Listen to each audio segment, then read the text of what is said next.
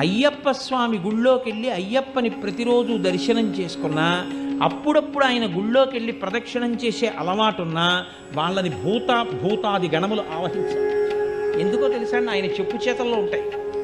ఒరేయ్ నువ్వు వాడి జోలికి వెళ్ళకు అంటాడు ఆయన. వెళ్ళం, మీకు ఉపకారం కాదండి, ఇంకంతకన్నా ఉపకారం ఏంటి? వాళ్ళు వచ్చి మీ మీద పడిపోయారు అనుకోండి, ఎన్నుంటే మాత్రం ఉపయోగం ఏంది? వాళ్ళు మీద పడిపోకుండా ఆయన కాపాడతారు. శివుడి తర్వాత శివుడెంతగా భూతగణముల మీద అధికారం ఉన్నవాడు ఆయన.